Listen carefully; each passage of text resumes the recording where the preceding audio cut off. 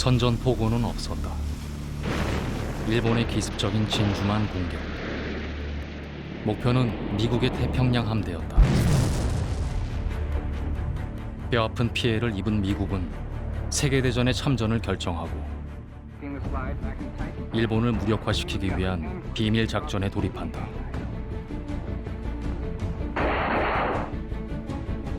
넵코 프로젝트.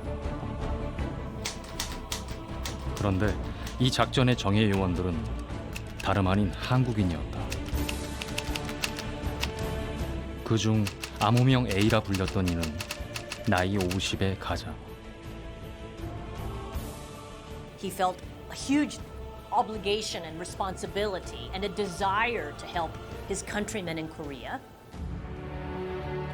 그의 정체는 기업가로 잘 알려진 고 유일한 박사.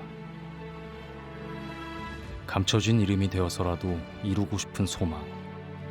그것은 조국의 독립이었다.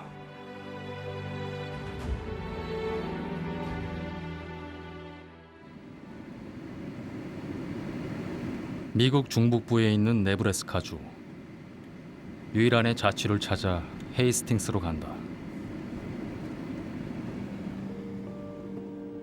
1895년 평양에서 태어났지만 기록으로 남은 최초의 학력은 헤이스팅스 고등학교.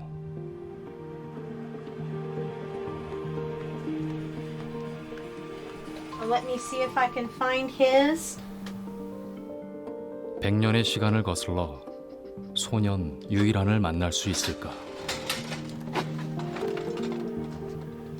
It would be the year he graduated, 1913 to 1914. From here. Okay, I found it. Place of birth, Korean. Parents' nationality, Korean. 개교 이래 첫 한국인 학생 유일한이다. Looks here English since he came over here from Korea. His English grades were very good. History, very good in history. A 91 and a 92, which were top A's.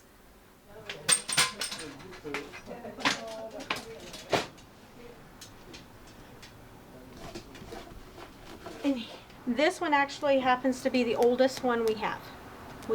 This is it. So if hopefully we can find his picture in here. Okay, there he is. It says, in football game, he shows up great, and he's equally good when in a debate. 팀의 중심을 차지한 동양 소년. 인종차별이 극심했던 당시 마을에선 꽤나 화제가 됐을 것이다. He was very involved here when he was here. He was on the debate team. He played football, which is a sport. And he also had very good grades.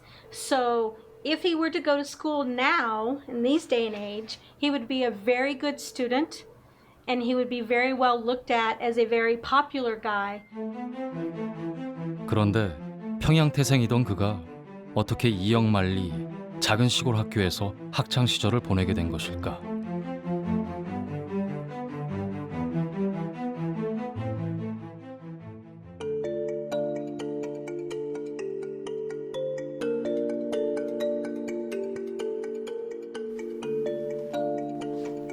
재미 한인들의 독립운동사를 연구해온 안형주 박사.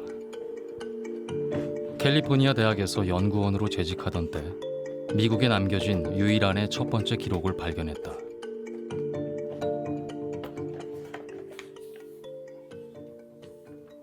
여기 이게 유일한 이름이 나와요. 1905년 샌프란시스코에 9월에 도착해요. 어린 유일한을 미국으로 데려간 건 대한제국의 외교사절이던 박장현. 외국에 가려면 외국에 가서 어학을 배우려면은 어렸을 때 가야 된다. 그래서 선천, 운산군광 근처에 있던 선천, 평양 그런 데서 정한경 유일한 같은 어린 소년들을 데려가게 됐고 그 집안에서는 상당히 개화하고 세상이 급물살을 타고 있다. 개화의 물결보다 거세게 불어닥친 건 제국주의 열강들의 침략. 1900년대 초 일제는 대한제국의 재정과 외교를 서서히 장악해갔다. 나라를 구할 방법은 무엇일까? 개화파였던 유일한의 아버지는 장남을 미국으로 보낼 결심을 한다. 넓은 세상에서 많이 배우고 꼭 돌아오렴. 어쩌면 마지막이 될지 모를 모습을 사진 한 장으로 남기고 1905년 여름 미국으로 떠나는 배에 어린 아들을 태운다. 하와이의 사탕수수 농장으로 떠나는 어른들 틈에 10살 이란이 있었다.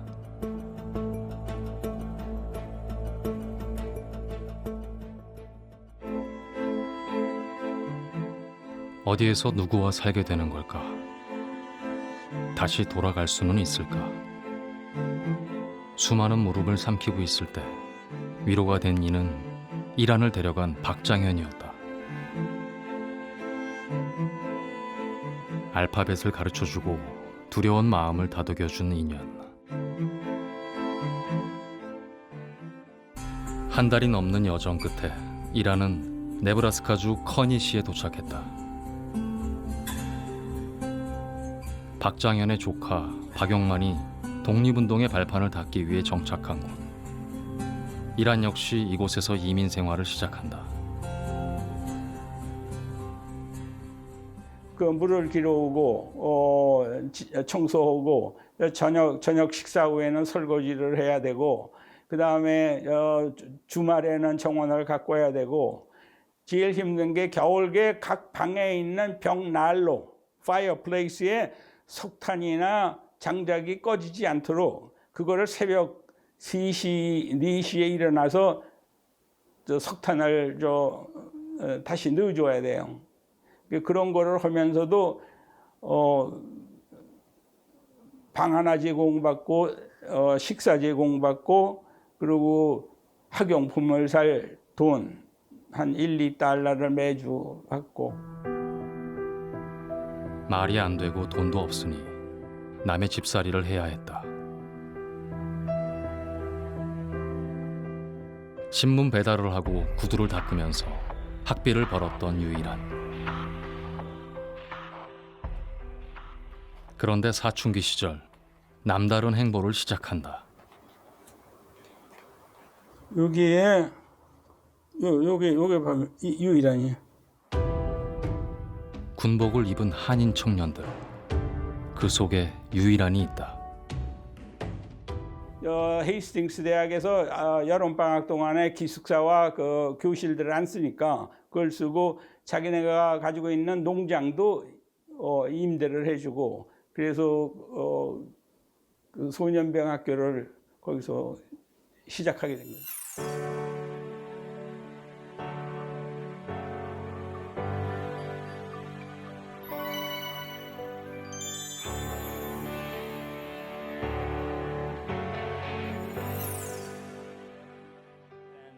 Parade ground at the time, which was mostly just a large sort of empty field. 방학을 맞아 빈 캠퍼스에 손님들이 찾아왔다.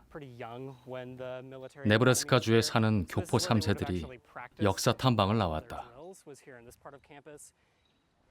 So area and the area just over there was the parade ground that they would have practiced all their drills on.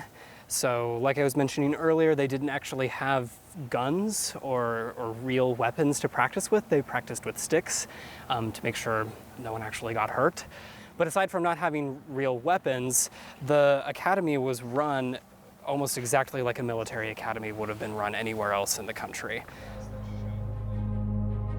바로 이곳이 소년병 학교의 훈련장이었다.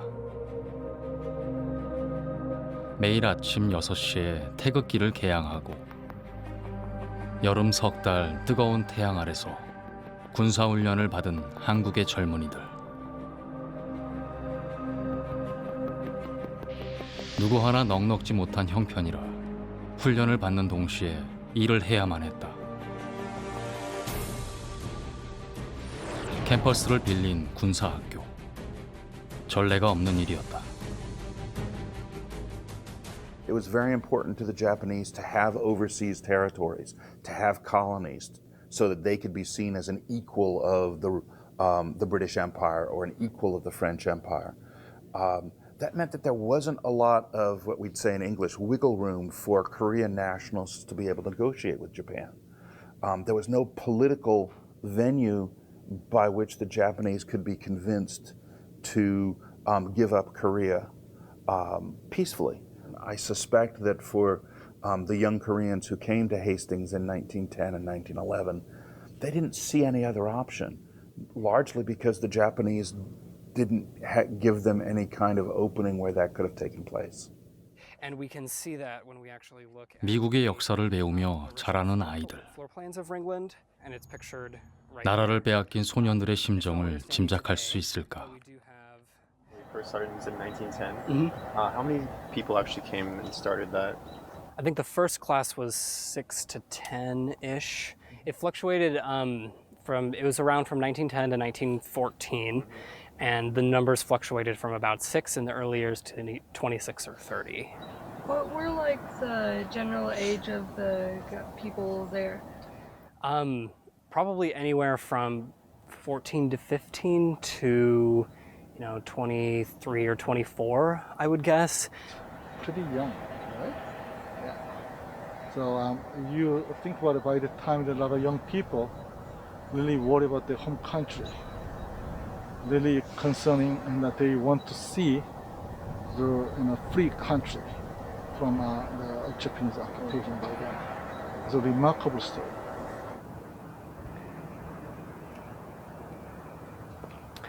The Korean Youth Military Academy was located at Hastings College from 1910 until 1914. It was established by Mr. Park Young-man with the help of the college and local churches. Mr. Park was the first Korean graduate of the University of Nebraska at Lincoln in 1912. 소년병 학교를 세운 이는 박용만이었다. 훗날 상해 임시정부의 초대 외무부장을 지냈던 그는 나라를 지키기 위해서는 군사력을 키워야 한다고 믿었다. 박용만은 유일한을 미국에 데려온 박장현의 조카. 그 인연으로 유일한은 한인 소년병 학교에 1회 입학생이 되었다. 누구를 만난 것냐에 따라서 그 인생이 참 좌우가 되는데, 박용만이라는 걸출한 독립운동가를 만났다는 것은 그가 10대에 한참 또 사춘기 때에 자신의 문제나 여러 가지 문제로 고민하고 그럴 때에 아마 좋은 인격이나 또 민족의식이나 이런 사상을 형성하는 데 큰 기여를 할 수 있지 않았나 싶습니다. Proud of that. So you also appreciate your mom and dad, okay? Because your mom and dad also appreciate. 10대엔 누구나 꿈을 꾼다. The sacrifice we wouldn't hear. And here you can see the picture of one of them the training exercise here. 마음껏 꿈꿀 권리. 그것이 젊음의 특권이다. K Korean and military at school. Get close. Get close each other. Okay, get close. Luis and you too. Okay, don't make any cheese. 이 땅의 주인들이 눈부신 미래를 설계하던 곳. 이국의 캠퍼스에서 소년들이 소망한 것은 무엇일까?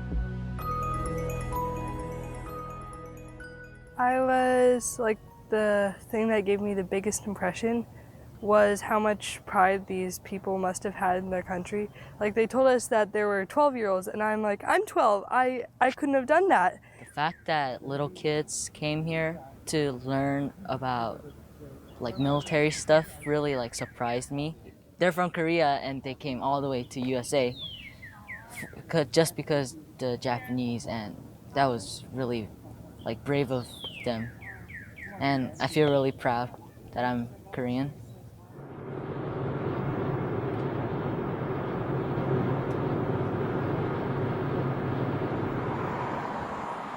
조국을 떠나온 소년들이 그러했듯 이민자들은 같은 마음으로 독립을 염원했다. 재미 한인들의 절실한 바람을 기억하는 곳, 대한인 국민회. 초기 이민자들의 귀는 늘 고국을 향해 열려 있었다.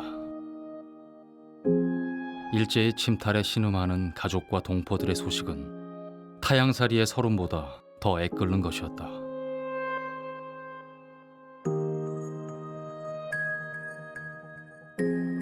(1903년) 시작된 미주 이민.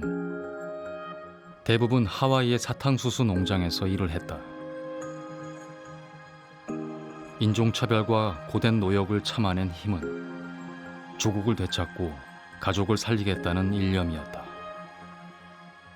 독립운동을 하라고 또 국민회의에서 활동을 하는 그걸 하라고 이렇게 거기다 돈을 다 이렇게 냈어요. 나가서 일하는 것 빼고는 사는 것도 밥을 먹는 것도 나라 찾는 거다.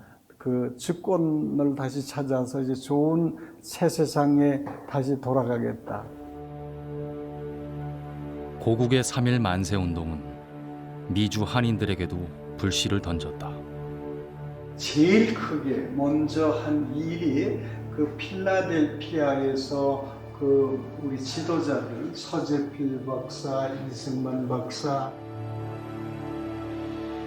서재필을 중심으로 150여 명의 한인 대표들이 모였다. 3일 동안 이어진 회의. 미국 사회에 일본의 만행을 고발하고 독립을 향한 목표를 다지는 자리였다. 이곳에 청년 유일한이 있었다. 미시건 대학 졸업반이었던 유일한은 이 대회의 중책을 맡는다. 제1차 한인회의는 6개의 계리문이 이렇게 채택이 되거든요.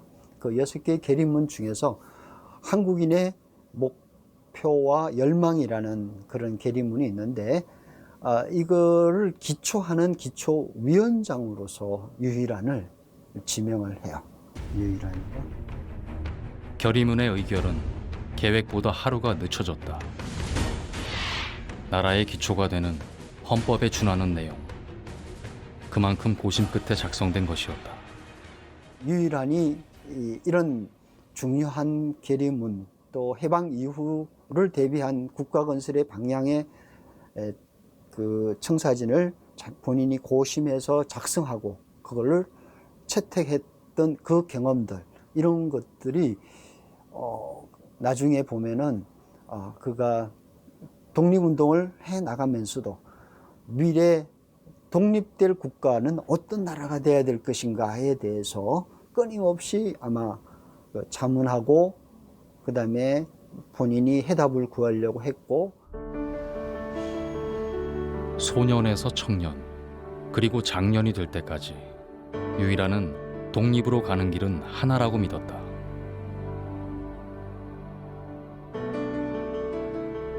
우리의 힘으로 나라를 되찾아야 한다.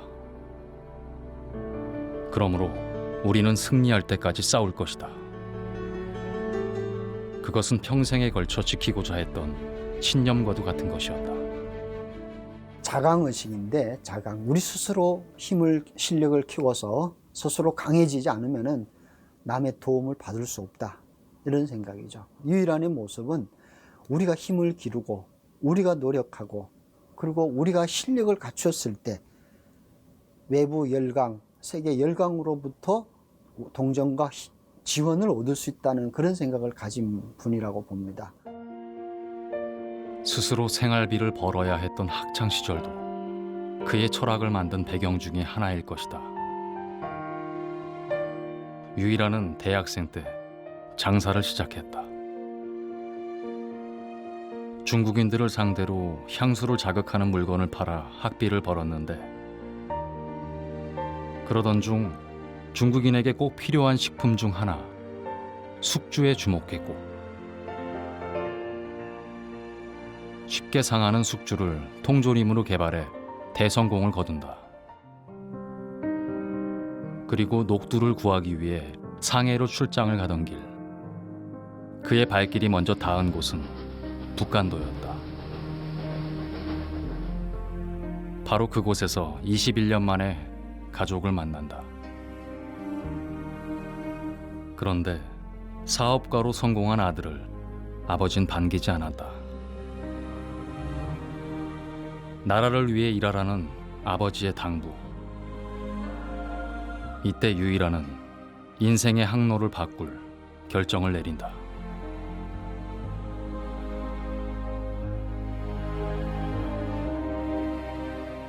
(3.1) 만세운동 이후 일제는 더 악랄한 수법으로 한인들을 괴롭히고 있었다. 경찰의 수를 늘려 감시망을 넓혔고 자국의 식량 문제를 해결하기 위해 수탈을 일삼았다. 약 하나만 먹으면 나을 수 있는 가벼운 질병에도 아까운 목숨을 잃는 동포들. 결국 유일하는 회사를 처분하고 약재들을 구입해 고국으로 돌아온다. 당시 많은 독립운동가들은 이 정치적 독립의 꿈을 꾸었지 이 경제적 독립까지 생각할 여유가 없었어. 그만한 실력을 갖출 수가 없는 거예요. 어떻게 경제활동을 하면서 경제 독립을 통해서 새로운 국가 건설을 꿈꾼다? 못하는 거예요. 근데 유일하는 그거를 대비했던 사람이에요. 1926년 회사를 창업한 유일한. 목표는 명확했다. 국민의 건강을 지키는 기업이 되는 것이었다. 미국에서 다진 모든 기반을 버리고 새로 들어선 길. 그것은 유일한이 꿈꾼 또 다른 독립의 길이었고 아이들에게 물려주고 싶은 조국의 모습이었다.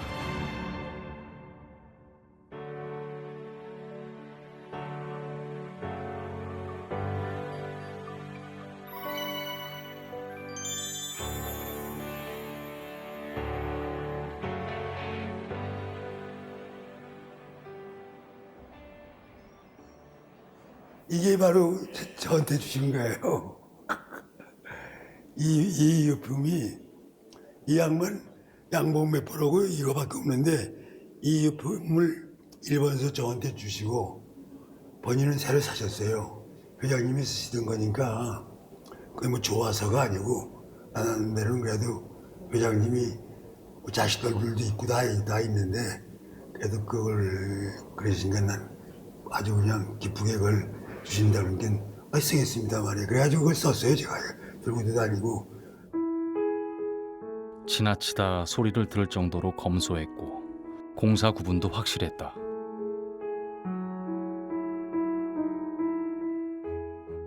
개인적인 일에는 회사 차량을 쓰지 않았고 심지어 자신의 기업에서 생산한 약도 공제회에서 사비로 구입했다.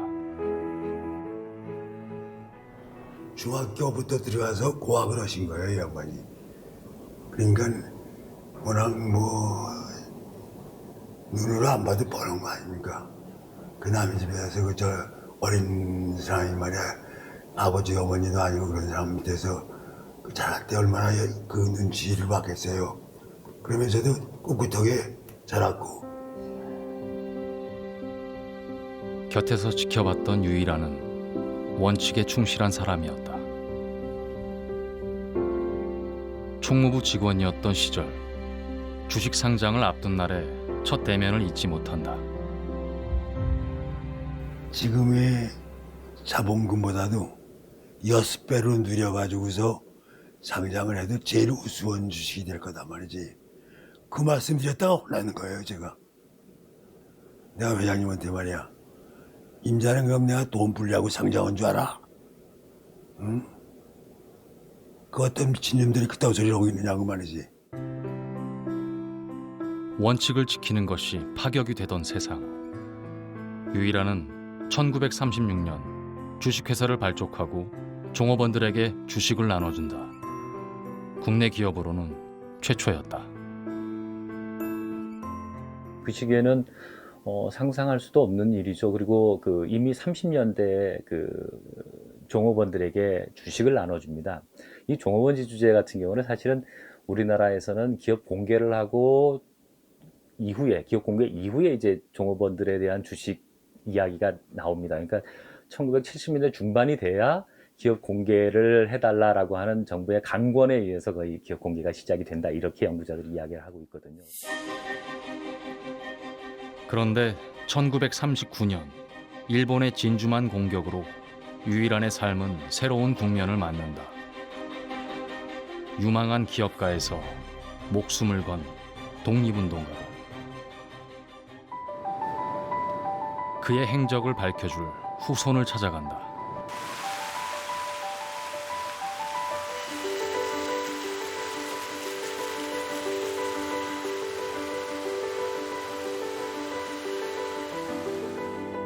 유일한의 하나밖에 없는 손녀 유일링 씨는 미국에 살고 있다.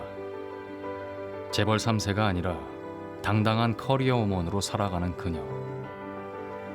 For me and you to use a firearm properly as a self-defense tool. To teach people how to shoot. 여성을 대상으로 총기 안전 교육을 시키는 최초의 여성 전문가로 활동 중이다. What's going on? I haven't fired yet. You didn't fire yet? Hi. How are you? 반갑습니다. Nice to meet you. 유일한은 슬아의 남매를 두었다. 유일링 씨는 아들의 무남 동료. Grandfather and my father and my aunt. And look, this is fun. This is my aunt. My grandfather believed that we should all know how to take care of ourselves. So everybody learned how to shoot a gun and do other things to protect ourselves and any family members or friends that we want to protect also. 까마득하지만 할아버지의 미소를 기억하는 손녀. 그런데 돌아가신 할아버지 대신 훈장을 받을 때까지 특수작전에 참여했다는 이야기는 들어본 적이 없었다.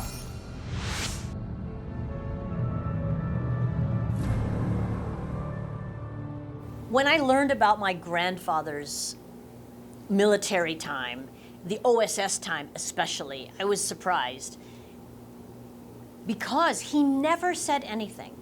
Now, in those days, they were sworn to secrecy.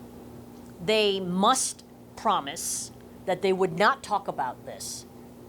And it amazes me that he and so many others did that. Even after everything was finished, the war is over, the Korean War is over, everything is finished, he did not talk about it. 극비리의 특수훈련이 벌어진 곳, 미국 남서부에 있는 산타 카탈리나 섬으로 간다.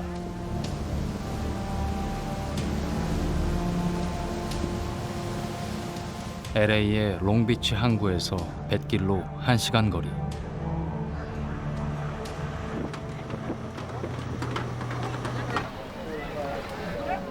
지금은 휴양을 찾아온 이들의 천국으로 변해 있다.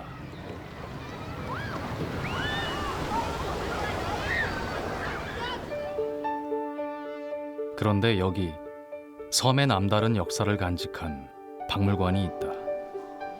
한눈에도 저 바깥의 풍경과는 사뭇 다른 분위기. 흡사 전쟁 기념관을 연상시킨다.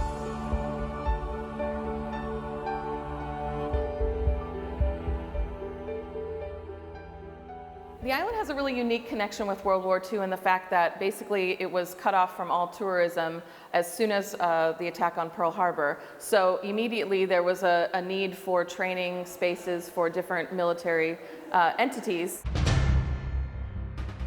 2차 세계대전이 막바지에 이르던 시기였다.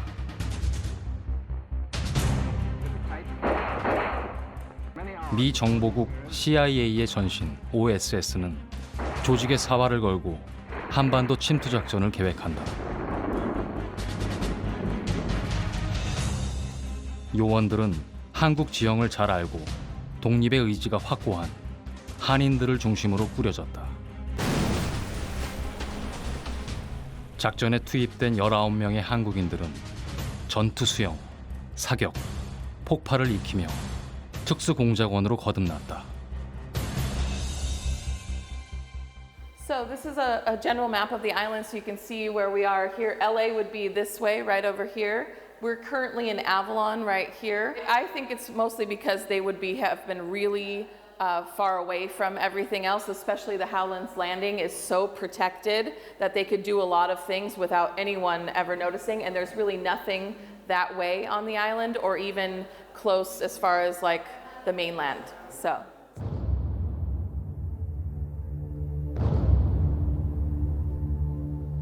접근조차 어려운 험난한 지형. 비밀 훈련을 진행하기에는 최적의 조건이었다.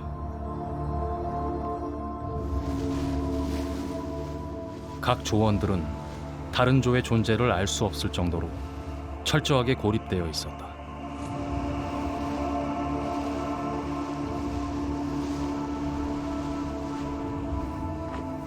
극한의 환경에서 강도 높은 훈련을 받으며 내 손으로 조국을 해방시키겠다는 결의로 8월 13일 디데이를 기다렸다.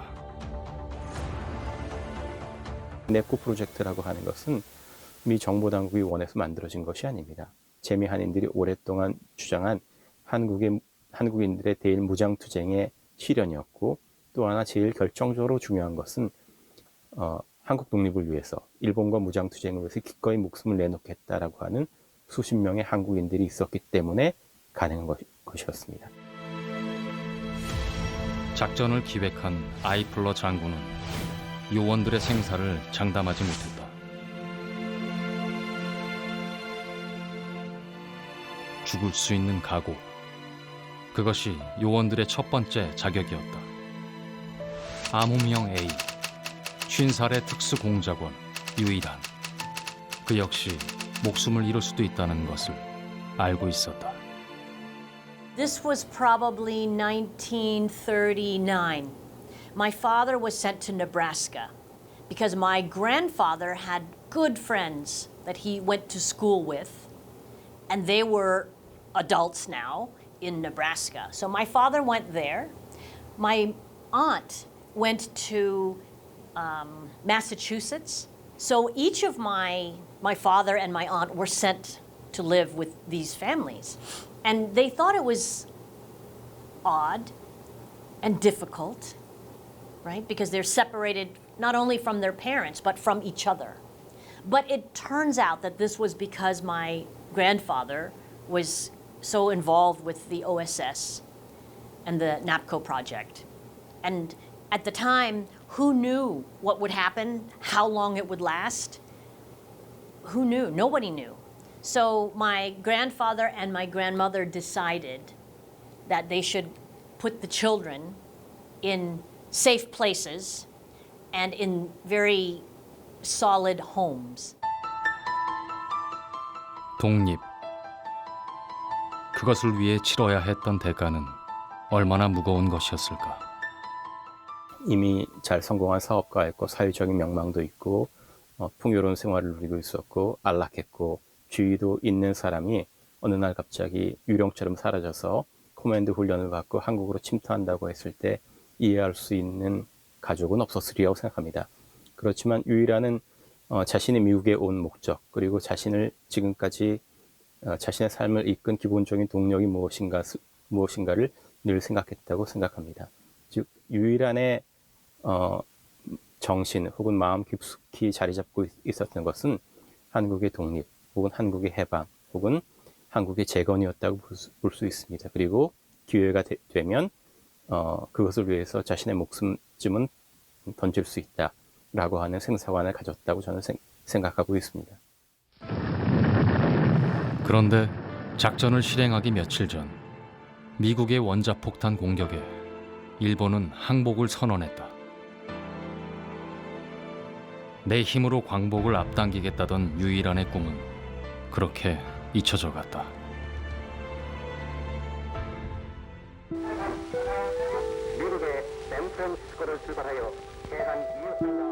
일제강점기와 한국전쟁. 무너진 경제를 살리기 위해서 이승만 정권은 차관을 도입한다. 그런데 정부는 이 자금을 쥐고 기업들에게 정치 자금을 요구했다.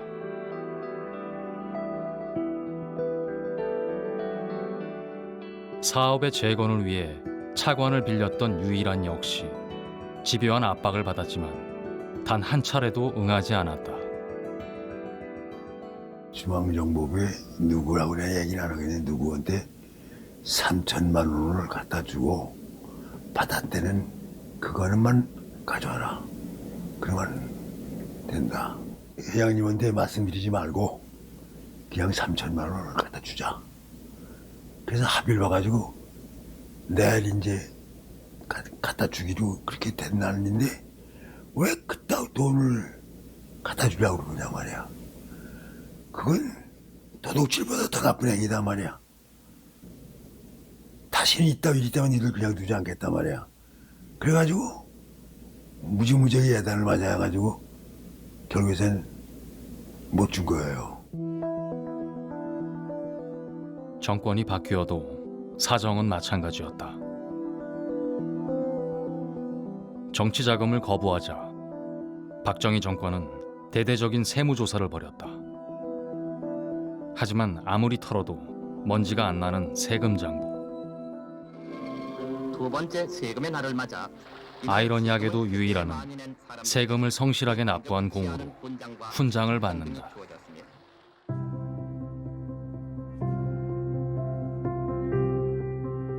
그리고 이듬해 유일하는 가족이 아닌 전문 경영인에게 경영권을 넘기고 상징처럼 훈장을 물려준다.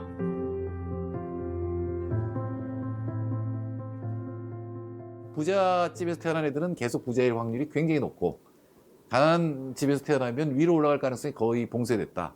그럼 이게 세습자본주의 아니냐? 그 얘기는 조선시대와 같다는 얘기거든요.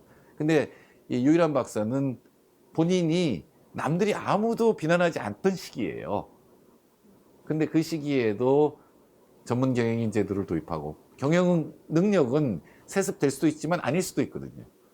그러니까 자기 아이들보다 더 뛰어난 전문 경영이 있다면 그쪽에 경영을 맡게 된다는 생각도 했고 내가 모은 재산을 아이들이 누리는 거는 다른 사람들에 대한 불평등이라는 생각을 굉장히 강하게 했던 거죠.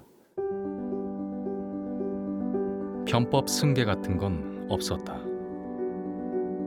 미국에서 변호사를 개업한 아들이 잠시 기업에 몸담긴 했지만 곧 미국으로 돌려보낸다. 기업은 나와 내 가족의 것이 아니다. 신념은 지켰지만 가족과 떨어진 삶은 외로웠다.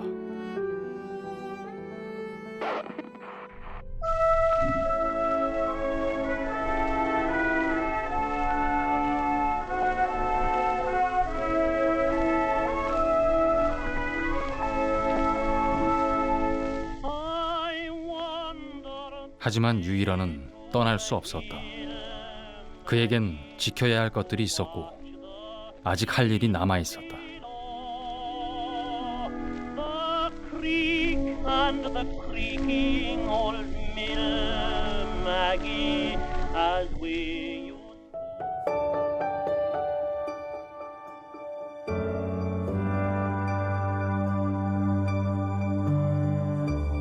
(1964년) 유일한이 개인 주식을 팔아 설립한 공업고등학교. 반백년이 넘게 그 명맥이 이어지고 있다.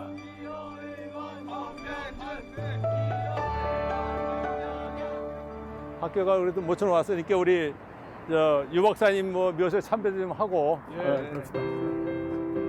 참배를 한다면서 교정으로 들어서는 동문 회원들.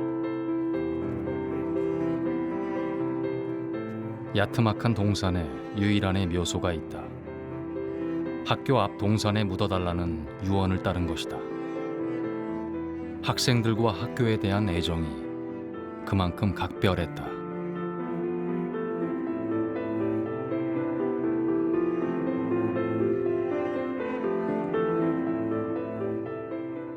박사님 유언대로 울타리를 안치게 한 것이 굉장히 의미가 있는 것 같아요. 그러네. 돌아가셔서도 학생들의 웃음, 이런 부분들을 다 듣고 싶다 이렇게 말씀하셔서 그 같아요. 우리는 화단에 왔었잖아요. 여기 뒤에다가.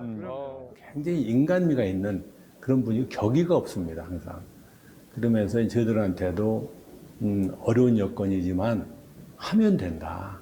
너들 여건을 탓하지 말고 자기 거로 만들어서 하나하나 짚어가면 되니까 절대 낙망하거나 자기 환경을 탓하지 말고 최선을 다하면 너희들이 세계에 온다.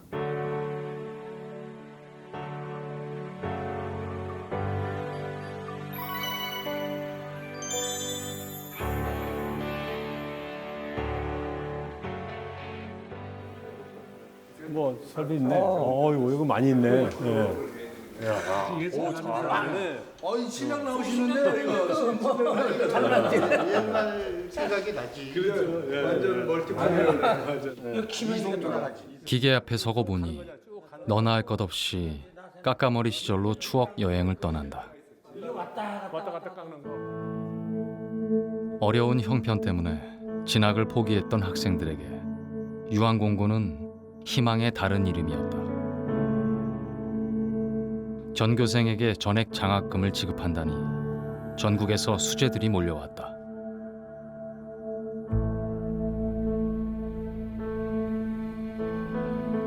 그런 학생들을 격려하고 지켜보는 것이 말년의 유일한 박사에겐 가장 큰 낙이었다. 나는 그렇게 생각을 못했으니까.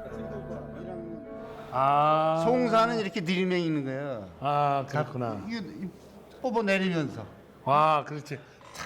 이때는 머리가 조금 있지. 그 여기서 고생한 얘기도 읽어가면 눈물이 저절로 나와요. 그럼 막 단상에서 교장 선생님도 그냥 눈물 범벅이 되시고 선생님들도 막 울으시고 이 밑에 있는 우리 학생들도 그냥 완전히 눈물바다지. 정직하라. 야, 요거 사분 말씀하셨을 거예요. 정직하라. 96년에 누구나 배울 수 있는 나라. 유일한이 꿈꾼 사회였다. 부자와 가난한 아이들이 똑같은 출발선에서 출발을 해야 되는데 부모들이 돈이 없는 관계로 출발선에 서기 위한 교육을 못 받는다. 특히 공고를 세운 것도 의미가 있습니다. 당시에 우리나라는 제조업이 빨리 발전해야 된다. 그렇기 때문에 이 가난해서 교육을 받지 못하는 아이들이 최고의 공고에서 교육을 받고 똑같은 기회 평등이라고 하는 조건에서 이 뜀뛰기를 할 수 있도록 만든 거죠.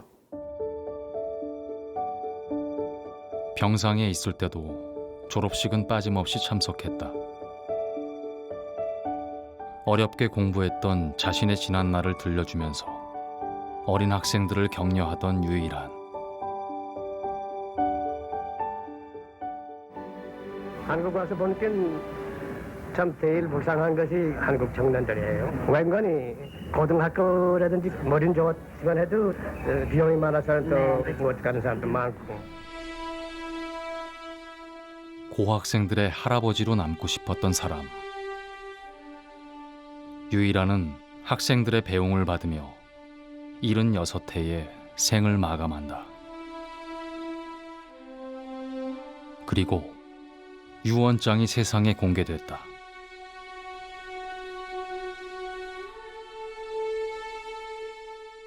전 재산을 아들, 딸에게 물려주는 대신 교육 사업에 쓰도록 재단에 기부한다. As you know, when he passed away, he did not leave money to his family. He gave me $10,000 so I could start my college, which was wonderful. Even that, frankly, we were all surprised because we were raised from a young age to understand that we were getting nothing. So do not expect anything in inheritance, which I think is great because I grew up my entire life knowing that anything that I wanted, I should work for. 유언은 지켜졌다. 아들과 손녀는 미국에서 자립했고 딸은 아버지를 따라 전 재산을 기부하고 세상을 떠났다. 세상의 눈으로 보면 가장으로서는 낙제점을 받지 않았을까. 나에게 중요한 순서를 말하자면 국가, 교육, 기업, 가정이다. 늘 입에 달고 살던 말이었다. His first love was his fatherland. His first love, his first responsibility, his first duty he felt was to his fatherland. That is why, after he went through all his education in the United States and got his first jobs in the United States, that is why he went back to Korea to start Yuhanyanghang in 1926. That is why. I think he always meant to go back to Korea to do what he could. 유일한에게 특수 요원을 제안했던 미국 정보국에서는 그를 이렇게 평가했다. 한국인을 위한 한국을 만들고자 노력했던 사람.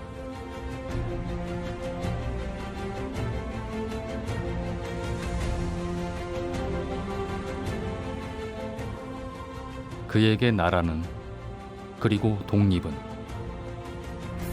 되찾아야 했고 지키고 싶었던 첫사랑.